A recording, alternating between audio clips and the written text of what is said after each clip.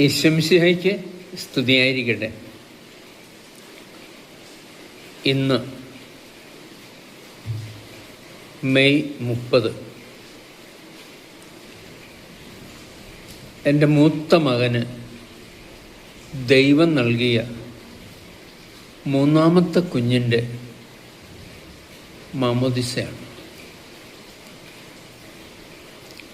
ഒരു കുഞ്ഞിനെ കൂടി നൽകി അനുഗ്രഹിച്ചതിന് നമുക്ക് ദൈവത്തിന് നന്ദി പറയാം.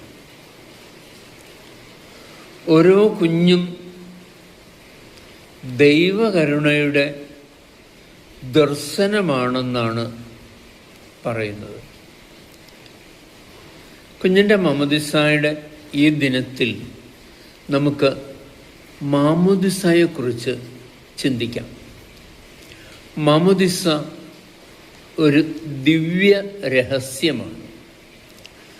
മാമോദിസ ക്രൈസ്തവ ജീവിതത്തിൻ്റെ അടിത്തറയാണ്. മാമോദിസ മറ്റു കൂദാശകളിലേക്കുള്ള പ്രവേശന കവാടമാണ്. മാമോദിസ ജലത്താലും പരിശുദ്ധ റൂഹായാലും ദൈവമക്കൾക്ക് ജന്മം നൽകുന്ന കൂദാശയാണ്. മാമോദിസ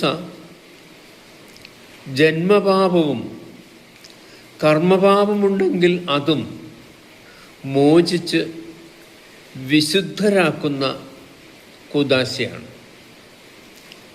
മാമോദിസ മരണത്തിൻ്റെയും ഉത്ഥാനത്തിൻ്റെയും രക്ഷാകര രഹസ്യങ്ങളിൽ നമ്മെ പങ്കുകാരാക്കുന്ന കൂദാശയാണ്. മാമോദിസ വഴി തിരുസഭയിൽ ഒരു വ്യക്തിക്ക് അംഗത്വം ലഭിക്കുന്നു. മാമോദിസ വഴി മനുഷ്യൻ കൃപയ്ക്ക് കീഴാകുന്നു.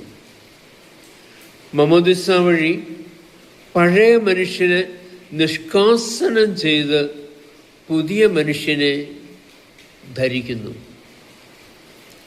മതബോധന ഗ്രന്ഥം പറയുന്നു, കുഞ്ഞ് ജനിക്കുമ്പോൾ തന്നെ വിശ്വാസത്തിൻ്റെ വിത്ത് വിശുദ്ധിയുടെ നിറകുടത്തിൽ നിക്ഷേപിക്കുന്നതിനും അതവിടെ വളർന്നു വലുതായി ശക്തിപ്പെടുന്നതിനും വേണ്ട ദൈവകൃപ നൽകപ്പെടുന്ന കൂദാശകളാണ് പ്രാരംഭ കൂദാശകളായ മാമോദിസായും സ്ഥൈര്യലേപനവും പരിശുദ്ധ കുർബാനയും.